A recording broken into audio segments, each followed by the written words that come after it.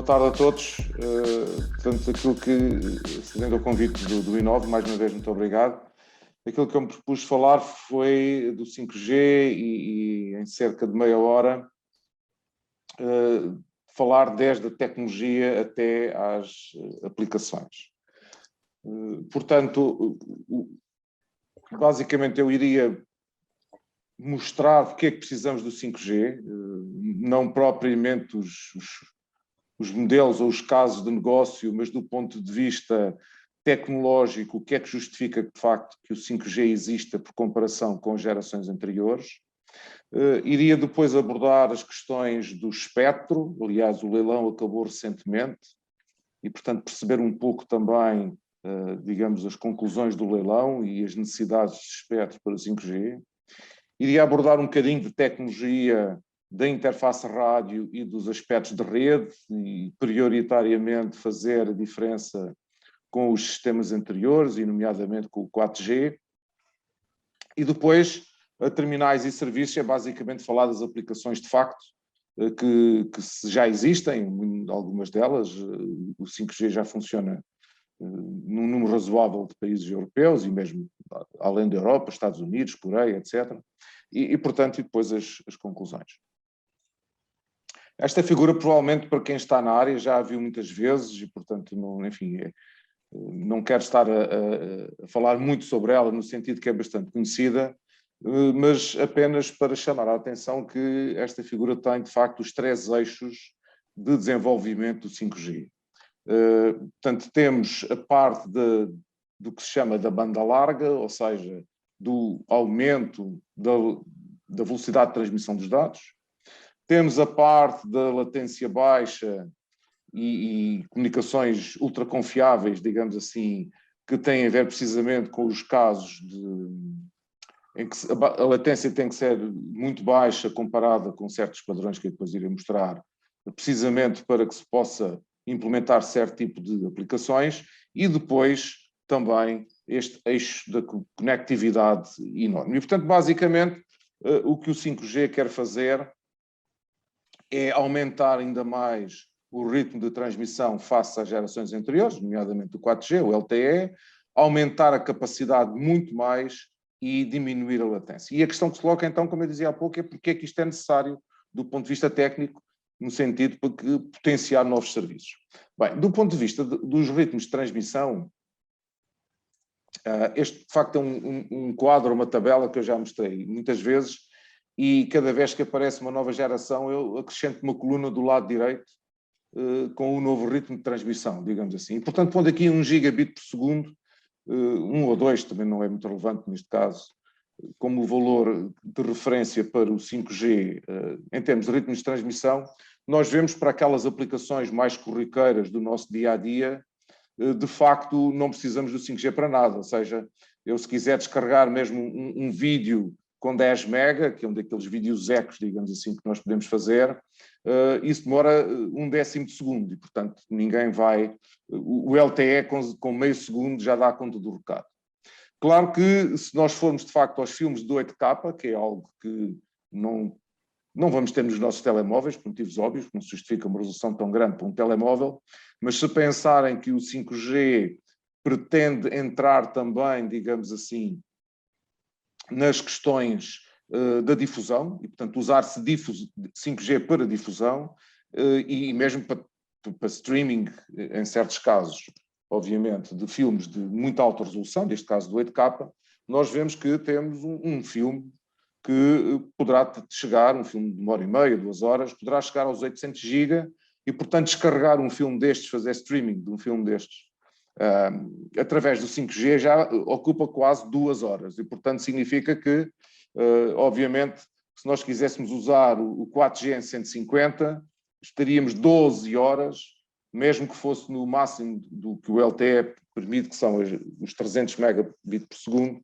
nós precisaríamos de cerca de 6 horas e, portanto, o que é claramente algo que ninguém está disponível. E, portanto, a necessidade dos ritmos elevados de transmissão, de facto, é, neste momento, o que se prevê como a necessidade para vídeos de muita alta definição, além de outras aplicações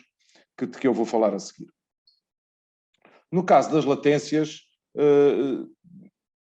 há aqui uma mistura, digamos assim, dos casos de utilização. Num dos casos é a questão da aplicação industrial das máquinas, em que, obviamente, os tempos de latência das máquinas basicamente têm a ver com os tempos de latência de processamento dos computadores e, portanto, são necessariamente muito baixos. E, em alguns casos de instalações industriais, como a robótica, como podem ver estes robôs industriais,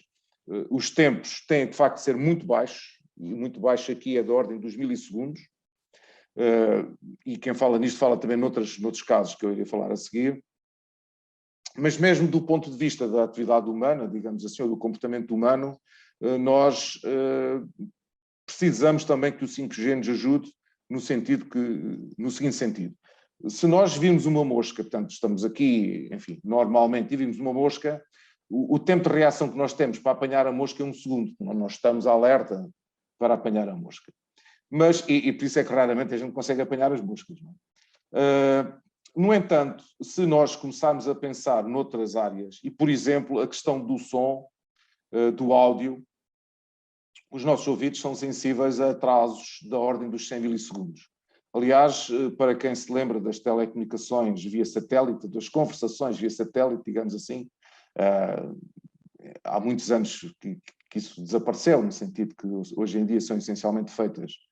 por fibra óptica, e, portanto, as distâncias são muito menores, mas quando nós tínhamos voz via satélite, nomeadamente transatlânticos, ou enfim, para a Ásia, Pacífico, etc., era notável o que o atraso era superior a 100 milissegundos, que nós falávamos, a pessoa do outro lado, enfim, tínhamos que esperar que ela ouvisse e que falasse, etc, etc. E, portanto, os 100 milissegundos aparecem aqui como um valor de referência, como uma ordem de grandeza de referência para o atraso ao qual nós somos sensíveis do ponto de vista do áudio. Quando nós juntamos o áudio e o vídeo, nós temos os 10 milissegundos, que é, ao fim e ao cabo, aquilo que muitas vezes nós vemos na televisão, quando nós estamos a ver, nomeadamente em noticiários, outras coisas do género que são feitas ao vivo, e em que, por qualquer razão, o vídeo e o áudio, o processamento do vídeo e do áudio não estão sincronizados, ou perdem o sincronismo, em que nós vemos que o movimento dos lábios do repórter, ou quem quer que seja, não está coincidente com o som. Portanto, quando isso acontece, significa que nós estamos a ver algo, de facto, com um atraso superior ou da ordem dos 10 milissegundos. Quando nós queremos meter tudo em conjunto, ou seja, o som, portanto, o áudio, o vídeo e a reação, então o ser humano consegue ir ao milissegundo. E é aqui que entra o 5G e é aqui que é necessário o 5G, porque, de facto,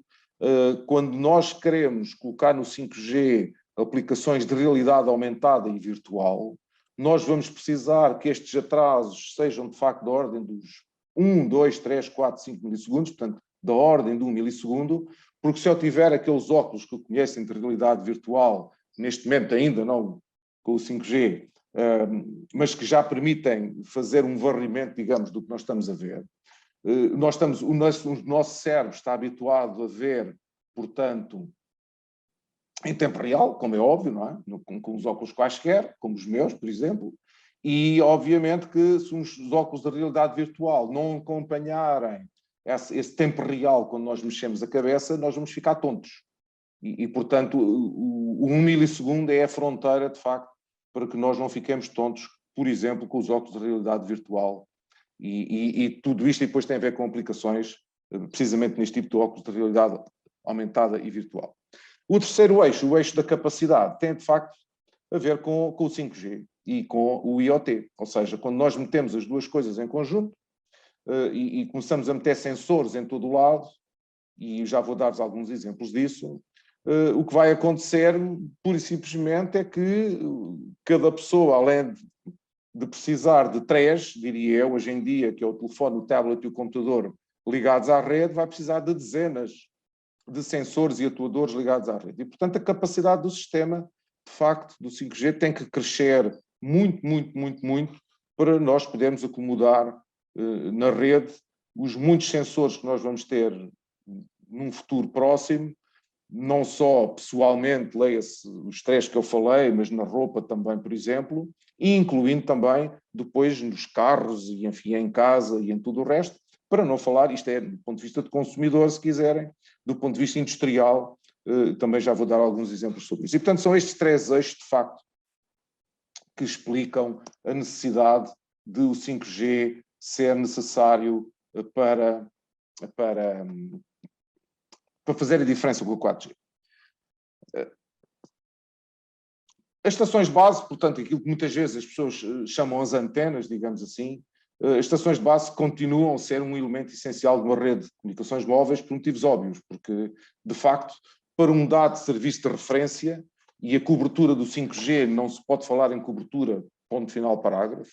a cobertura do 5G, de facto, tem que ser falada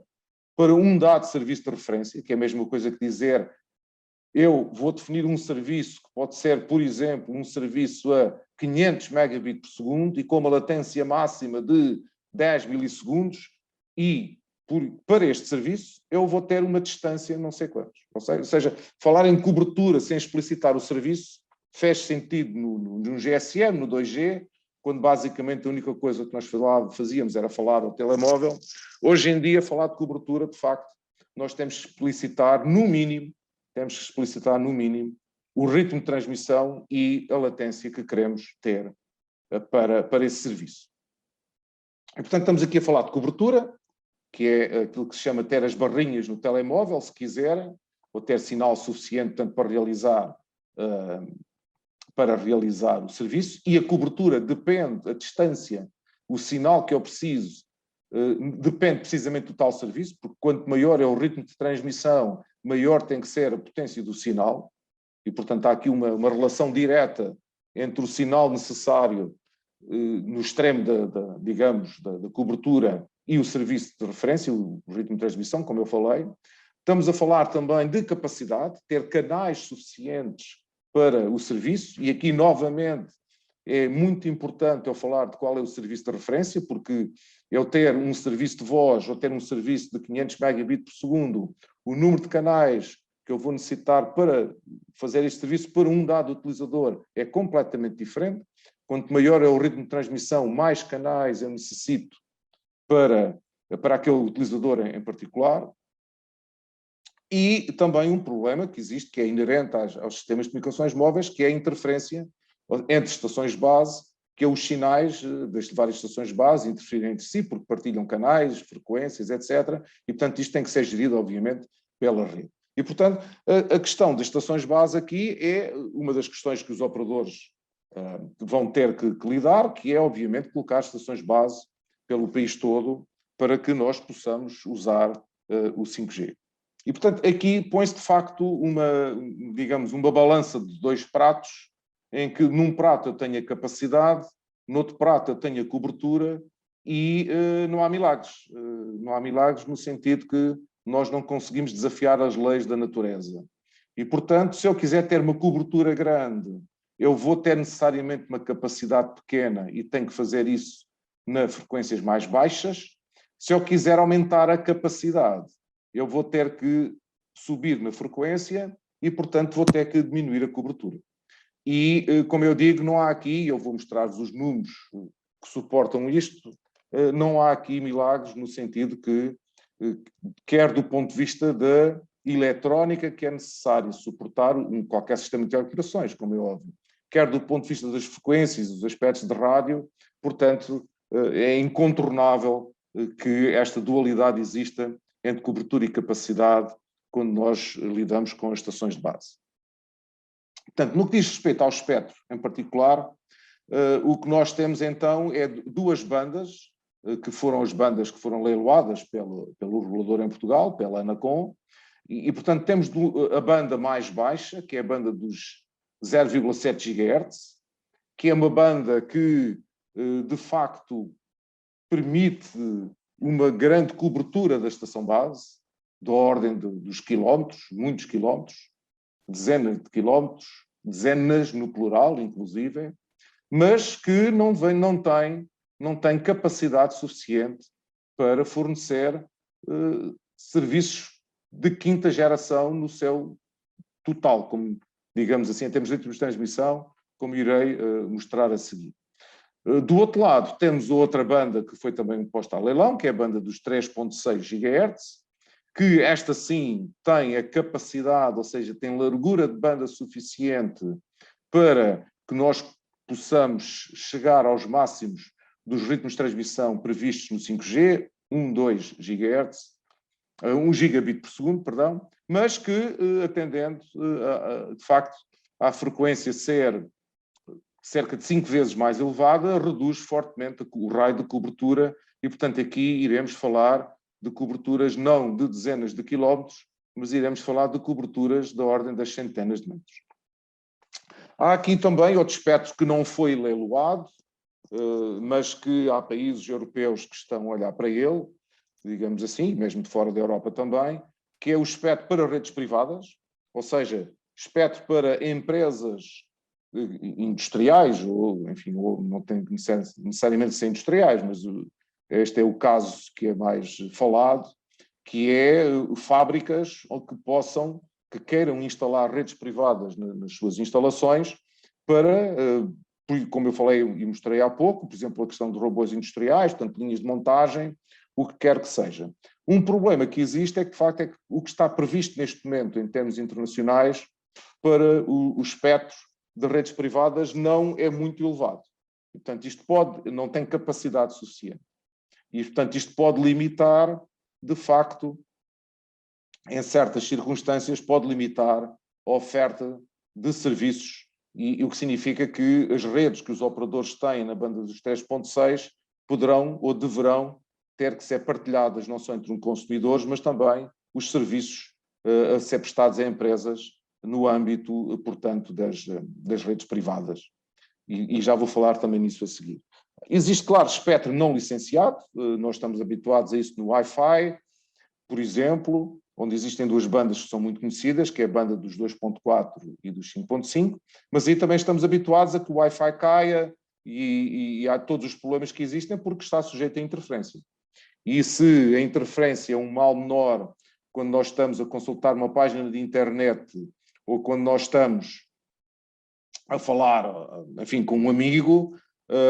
uma ligação cair não é de todo admissível numa instalação industrial, para uma linha de montagem ou, por exemplo, para uma aplicação médica de cirurgia, como é óbvio. E, portanto, as questões de interferência, no caso das aplicações empresariais, têm que ser levadas muito a sério e, portanto, as questões de utilização de espectro não licenciado, de facto, são bastante limitadoras. Apenas aqui para vos mostrar um panorama das frequências do 5G comparado com os outros sistemas. Portanto, nós temos, como eu disse, o 5G na banda dos 700 e dos 3.600 MHz. As bandas que eu estou a colocar aqui são as bandas iniciais dos sistemas, no sentido que, por exemplo, hoje em dia o MTS da terceira geração já é usado, já é partilhado na banda de 2G, a banda do GSM, etc., o LTE também, e, portanto, repito, isto são bandas iniciais. Mas, como veem, do ponto de vista das bandas, o 5G vem posicionar-se na banda preferida e preferencial das telecomunicações, porque, de facto, esta banda é mais apetecível devido às características físicas da propagação dos sinais, do comportamento das antenas e de todas essas coisas que fazem com que nós possamos andar com telemóveis no bolso, leia-se, são pequeninos, e possamos comunicar virtualmente em qualquer lado.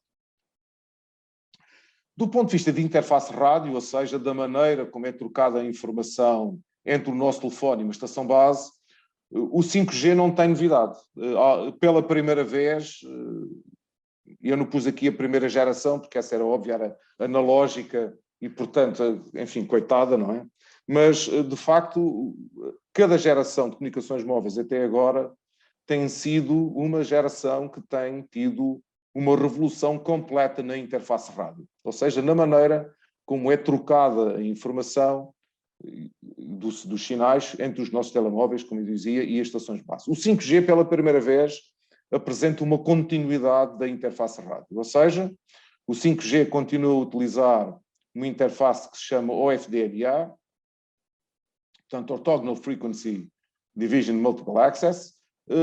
e a diferença do 5G para o 4G, de facto, é que tem maior flexibilidade da estrutura dos canais e os canais foram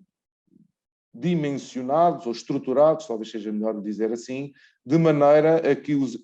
certos intervalos de tempo sejam reduzidos na transmissão, precisamente para permitir obter os tais valores de latência muito baixos que eu irei mostrar-vos a seguir. Mas isso não quer dizer que tudo o que tem a ver com rádio seja igual no 4G. E, de facto, aquilo que o 5G traz de extremamente novo nas comunicações móveis, não é novidade em telecomunicações por si, existem muitos outros sistemas de telecomunicações que já usam este tipo de antenas, os radares, por exemplo, é um desses sistemas, mas do ponto de vista das comunicações móveis, de facto, o 5G traz as antenas adaptativas, ativas. O que é que isso significa? Significa que até agora as antenas que são usadas pelos sistemas de comunicações móveis são antenas cujo diagrama de radiação, portanto, a maneira como a energia é radiada a partir das antenas é estática, portanto, é fixa, não mexe, é sempre igual ao longo do tempo. Com o 5G e apenas para a banda superior, a banda dos 3.6 GHz, com o 5G nós vamos ter antenas ativas adaptativas, que é a mesma coisa que dizer, como podem ver neste boneco, em vez de haver um diagrama muito largo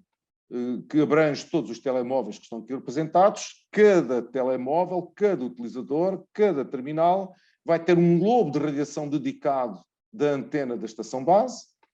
e que vai seguir o movimento desse terminal. E, portanto, imaginem aqui o telemóvel vermelho. Se o telemóvel começar a deslocar, o lobo vermelho da antena da estação base também se vai deslocar e acompanhar o telemóvel. Portanto, isto tem enormes vantagens do ponto de vista do sistema de comunicações, permite reduzir imenso a interferência, porque os canais que estão a ser usados neste lobo vermelho não estão a ser radiados noutras direções, e, portanto, quem esteja aqui a algures numa direção que não seja esta do lobo vermelho não vai ser interferido. Permite também, é uma verdade quase universal, digamos assim, nos sistemas de comunicações móveis, a redução da interferência permite aumentar a capacidade e, portanto, isto significa que permite aumentar também os ritmos de transmissão que nós temos nos sistemas. Este acaba por ser um gráfico em que eu mostro, de facto, a evolução das latências e, como veio o 5G, tem como referência 1 milissegundo na versão de latência baixa, tem a cerca de 6, 7 milissegundos na versão normal, digamos assim. O 4G tem qualquer coisa de ordem dos 40, 50 milissegundos. O que significa que o 4G, de facto, não pode de todo fornecer serviços que eu falei há pouco, por exemplo, a realidade aumentada e virtual, também não aguentaria, digamos assim, o ritmo de transmissão. E, por outro lado, também as instalações industriais, de robótica e outras coisas do género. O ritmo de transmissão máximo nestas bandas que eu vos referi é os 2 gigabit por segundo, o que também está substancialmente acima do LTE, que fica-se pelos 300 no valor máximo. E, portanto, como eu referi há pouco, eu estou aqui a mostrar-vos os valores máximos que são possíveis com o 4G nas bandas que estão disponíveis. Na banda dos 800 MB, um operador e o sistema, o sistema pode ter menos, se tiver mais não pode usar, mas o sistema prevê um máximo de 10 MHz, o que significa 150 megabits por segundo. Prevê na banda dos 2.6 GHz 20 MHz de largura de banda, o que permite um máximo de 300 megabits por segundo para os utilizadores. No 5G, como estão a ver, na banda dos 700, é a tal banda que dá a cobertura, mas que está limitada na capacidade, e a limitação é esta. Em 700 MHz, de facto, só existem 10 MHz por operador para fazer comunicações, e, portanto, quer dizer que o sistema é ligeiramente mais eficiente, o 5G, como eu vos falei, o interface rádio é parecido, mas não é igual, e, portanto, nós conseguimos ligeiramente acima dos 150 MB até aos 200 megabits por segundo, mas, de facto, não se consegue ir além disso. A grande diferenciação na capacidade, nos ritmos de transmissão e em tudo o resto está, de facto, nesta nova banda, nova no sentido superior dos 3.6 GHz, que tem uma largura de banda que, como estão a ver, é 5 vezes superior à do 4G. Portanto, cada operador pode ter até um máximo de 100 MHz e que vai permitir fazer os 2 gigabits por segundo de valor máximo por estação base. Como sabem, em Portugal, o leilão acaba por ter nos próximos anos, portanto, excetuando a banda reservada, que só vai estar disponível a partir de 2025 ou 26, acho que é 25, se me recordo bem. Portanto, nós temos 3 operadores que têm a banda de 100 ou de 90 MHz e, portanto, basicamente, que vão poder fazer ou os 2 gigabit por segundo ou 1,8 gigabit por segundo, que também não tem grande diferença, e temos um quarto operador, que é estreante como operador de infraestrutura física em Portugal, e que tem uma largura de banda de 20 MHz, apenas nesta banda dos 3.6, e, portanto, se tem uma largura de banda de 20 MHz, vai conseguir fazer, basicamente, 1/5, portanto, também do ritmo de transmissão, o que significa que vai conseguir um máximo de 400 megabit por segundo nesta banda dos 3.6 GHz. Do ponto de vista de rede, de facto, a evolução da rede no 5G é feita, ou está a ser feita em 2 fases. É aquilo que em inglês se chama o non-standalone e o standalone. Portanto, standalone quer dizer que enfim, é de modo próprio, digamos assim, e non-standalone significa que, de facto, está a ser partilhada à rede, ou está a ser suportada à rede, para ser mais correto, no 4G. E, de facto, é isso que nós podemos ver aqui, ou seja, do lado esquerdo temos a versão non-standalone, portanto, a versão em que a parte de rádio do 5G, que está aqui a verde, existe em paralelo com a parte de rádio do 4G, mas funciona sobre a rede fixa, a rede core, aquilo que se chama a rede core, funciona sobre a rede fixa do 4G, enquanto que, num futuro próximo, os operadores irão evoluir para o formato standalone, em que, de facto, já é tudo em 5G, e, portanto, a parte de rádio do 5G, que o que nós vamos ter em Portugal é o que vem aqui do lado esquerdo, é aquilo que se chama, portanto, o sub 6 GHz, e que foi aquilo que foi leilado em Portugal, como vos mostrei há pouco, e que, portanto, vai ligar, então, a parte core ao núcleo da rede do 5G e que vai permitir fazer todas as capacidades da rede 5G que estão previstas.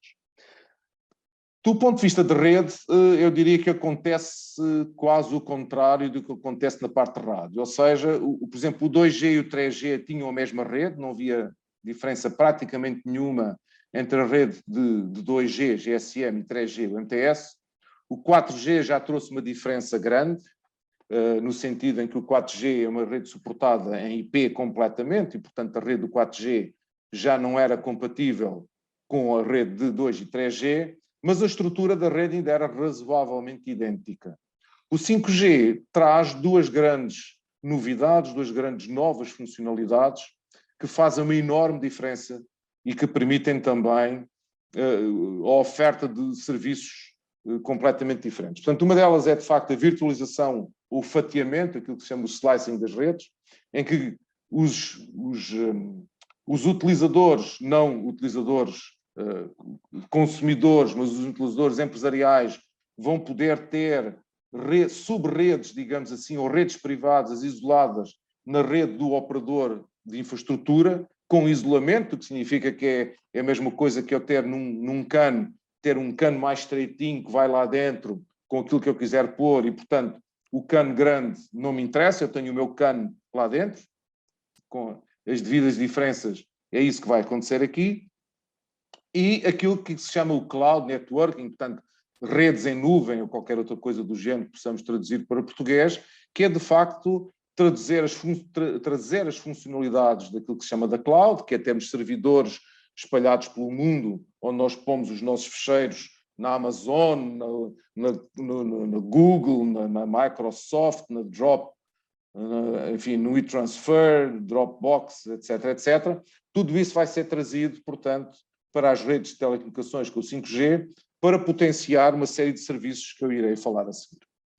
E, portanto, de facto, os serviços para o 5G são serviços, para além daquilo que tudo o resto já se pode fazer nos anteriores, temos a realidade aumentada e virtual, que vai ser claramente aquela que vai trazer a grande novidade para o consumidor,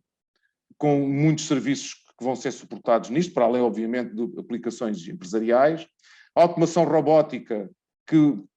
é claramente para utilizações empresariais e industriais.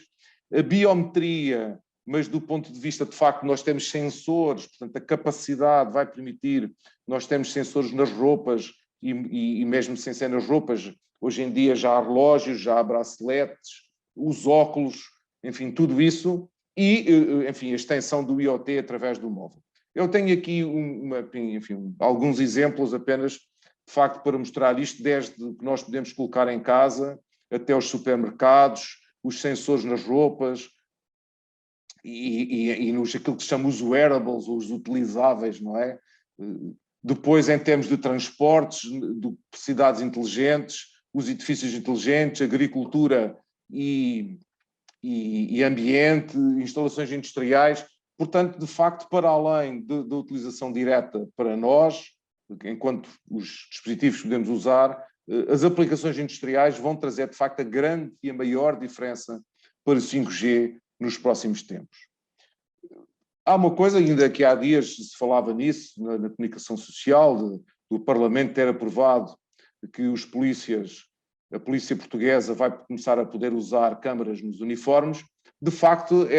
isto vai se estender a tudo e naturalmente às roupas das pessoas. É apenas uma questão de tempo até nós esperarmos que, não em uniformes, mas em roupas comuns, digamos assim, nós possamos ter toda uma panóplia de dispositivos incorporados nas roupas, nos sapatos, tudo o que seja.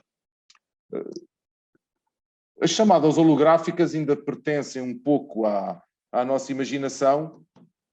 mas há 2 anos, portanto em 2019, numa conferência em Valência, foi feita uma chamada holográfica, em que estão a ver aqui uma fotografia de um palco, em que nós tínhamos aqui do lado direito uma pessoa no palco, e numa outra sala tínhamos uma pessoa que fez, portanto, a chamada, e que estava aqui, como estão a ver, projetada em tamanho real e em tempo real. E, portanto, claro que esta tecnologia ainda está muito primária, ainda não está amadurecida ao ponto de a termos num telemóvel ou nos óculos daqui a algum tempo, mas ela já existe e, portanto, é uma questão de tempo para nós podermos ter isto como um produto de consumo. Agora, se calhar há certas coisas que não precisamos de esperar tanto. Eu não sei se deram por isso, mas há cerca de 1 mês e meio a 2 meses, a Ray-Ban, que é um conhecido fabricante americano de óculos, colocou à venda, em parceria com o Facebook, estes óculos que aqui têm, em que podem ver aqui nos extremos das hastes 2 redondelas, desculpem a expressão, que é mesmo que dizer falar em 2 câmaras, que estão ligadas, portanto, toda a parte de circuito está aqui colocada nas hastes, que liga via Bluetooth para um telefone. E, portanto, estão a ver que nós temos óculos multimédia, que é assim uma coisa que a noção que temos de óculos multimédia são aquelas coisas enormes que ainda está aí à venda para os jogos e para o entretenimento. Como estão a ver, a tecnologia já evoluiu ao ponto de nós termos estes óculos aqui para isto. Mas isto não fica por aqui, porque se vocês forem ao Lenovo, podem comprar estes óculos que já projeta aqui nas lentes, podem ver aqui também as câmaras, tem uma de cada lado, e já projeta nas lentes imagens. E, portanto, se vocês quiserem comprar uns óculos para realidade aumentada em virtual, é uma questão de irem comprar ao Lenovo. Eu não tenho ações no Lenovo, estou a trazer isto apenas como um dos exemplos de um produto que já existe e que podem comprar. E, portanto, estão a ver que a questão dos óculos de realidade aumentada e virtual, que necessariamente serão caros no início, já não são ficção científica, já existem no mercado e, eventualmente, poderão pensar em comprá-los pelo Natal. Não sei se conseguem que sejam entregues a tempo, mas isso é outro problema, enfim, que terão que resolver. Mas, portanto, a tecnologia está aí, de facto, para possibilitar o 5G, quer para o consumidor, quer para aplicações industriais. O que eu estava a falar dos óculos que ainda são, que sendo do presente vão se tornar do passado, são estes que vêm aqui, que enfim, isto até já há jogos, não é? Neste momento há, obviamente, Playstations e mais uma série de coisas que usam isto já para entretenimento. Aquilo que se prevê, de facto, é que isto evolua, em que estes óculos são aqueles que eu vos mostrei anteriormente, e ao invés de termos estas coisas complicadas, chamemos-lhe assim, vamos ter luvas, por exemplo, em que os dedos da luva têm sensores e, portanto, eu vou fazer parecido com aquele filme que há do Tom Cruise, que é o Minority Report, eventualmente terão visto, e hoje em dia já se vê nos outros filmes, em que se mexe as mãos e nós conseguimos mexer quase como se estivéssemos a mexer num ecrã de um computador. Essa realidade já existe aí, como estão a ver, o produto já existe, é uma questão de serem massificados. As aplicações industriais, estamos a falar aqui também, esta é uma imagem da Volvo, e a Volvo, tanto quanto eu sei, já vende isto como produto. Estão a ver um controle remoto de máquinas industriais, em que alguém que está num estúdio, portanto, ao fim e ao cabo, é trazer para a indústria aquilo que eu diria que nós sabemos que acontece com os drones e os UAVs em termos militares, em que nós temos, portanto, aeronaves que são manipuladas à distância de muitas vezes milhares de quilómetros, não é? E, portanto, isso vai ser, o 5G vai, de facto, permitir fazer isso. Aqui outra é a robótica, a automação robótica, em que nós aqui precisamos, de facto, dos intervalos de tempo das latências muito curtas. Poderão perguntar, mas isto já está aqui cheio de cabos, o que é que sentido é que faz nós estarmos a instalar aqui 5G, quando os cabos estão aí, se pode passar, digamos, os cabos. Bem, a questão é que quando nós tornamos isto através do 5G, de facto, onde é preciso reformatar uma fábrica, fica muito menos caro se nós tivermos isto em wireless. Isto para já não falar, por exemplo, de logística, em que aqui os cabos, em que nós temos estas empilhadoras automáticas e autónomas, claro que aqui os cabos estão fora de questão, como imaginam, não é? E, portanto, aqui a comunicação sem fios e o 5G vai ter um papel fundamental em termos de logística, por exemplo, de um ambiente industrial. E, portanto, tudo isto são aplicações que se prevê que venham a existir rapidamente, e o 5G vai permitir, de facto, massificar todas estas aplicações industrialmente. Entrando um bocadinho, mas não muito, na ficção científica, e apenas para vos falar que, de facto, nós podemos pensar que podemos ter telefones com holografia, portanto, holográficos. Não sei se o 5G, sinceramente, ainda conseguirá fazer isso, mas o 6G seguramente que iremos ter. Mas há coisas que já serão seguramente, digamos, do 5G. Uma delas é telefones que permitam ter a noção do contexto que portanto, que está à nossa volta, que é a mesma coisa que dizer, através dos sensores que nós temos, das pulseiras, disso tudo, detectar, portanto, se estamos alegres, se estamos tristes, enfim, o que seja, e se estivermos muito tristes, começa a tocar uma música, ou o telefone começar a interagir connosco, então anima-te, não sei, estou aqui a inventar, como imaginam, mas acho que não é inventar muito se pensarmos que poderão surgir aplicações dessas daqui a algum tempo. E também a questão de jogos interativos em ambiente real. A Google já tem imagens no Google Earth onde se pode entrar dentro de edifícios públicos. E, portanto, se pensarem que em óculos de realidade aumentada e virtual, eu começar a matar, ter um jogo em que posso começar a matar extraterrestres num qualquer edifício, num ambiente no meio da rua, é algo que, de facto, eu diria que já não tem limitações tecnológicas, é mais que está nas mãos mais dos programadores dos jogos, tirar partido da tecnologia e realizar esses jogos. Claro que isto tem tudo a ver também com o facto de nós sermos, como se sabe, como se costuma chamar, prosumidores, ou seja, produzirmos e consumirmos informação, e, portanto, isto significa que o 5G também vai possibilitar, de facto, que nós carreguemos cada vez mais informação nas redes sociais, por exemplo, é claramente o grande exemplo, mas sem ser isso, e, portanto, de facto, a realidade aumentada e virtual vai ser, para os consumidores, para nós enquanto consumidores, parece-me a mim, a grande aplicação que vai fazer a diferença com tudo o que nós temos anteriormente do 4G. Trazer aqui dois cenários apenas de aplicação. Um é aquilo que se chama das redes corporais, Body Air Networks, onde as aplicações médicas e também de vivência assistida e para pessoas com limitações físicas, com deficiências, vão trazer, o 5G vai abrir enormes oportunidades e potencialidades. Isto já é usado no desporto. Não sei se conhecem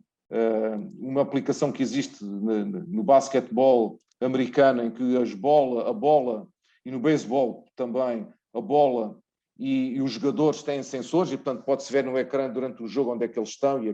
e como é que eles jogam, e movimentam os braços, as pernas, essas coisas todas. E, portanto, isto, para já não falar depois de entretenimento e muitas outras aplicações, e a questão aqui é que estas aplicações têm requisitos muito diferentes. E o 5G vai ter que ser capaz de facto, diferenciar isto, coisa que não é tão fácil de fazer nos sistemas anteriores. E, claro, os veículos autónomos, com tudo o que tem a ver com isto, que também é uma realidade que já está aí em modo experimental, e aqui também as questões de latência são fundamentais. Por muitos de vós saberão que o GSM-R, portanto o GSM para Air de Railways, para os comboios, para os transportes ferroviários, surgiu precisamente com os comboios de alta de alta velocidade, em que era preciso ter maneira de controlar, caso fosse necessário, um comboio à distância. Porque, enfim, quem anda a 300 km, 350 km por hora, o sistema de segurança tem que ser com muitos níveis, com muitas redundâncias, etc. E, portanto, nos veículos autónomos, eu não quero pensar que nós vamos ter veículos autónomos, pelo menos em certos ambientes, nomeadamente o ambiente urbano, em que não haja qualquer maneira externa de fazer o controle de veículos. Não quer dizer que haja alguém que vá controlar o nosso veículo, mas, por outro lado, nós vamos precisar seguramente de um sistema de comunicações entre veículos e infraestruturas para que isto funcione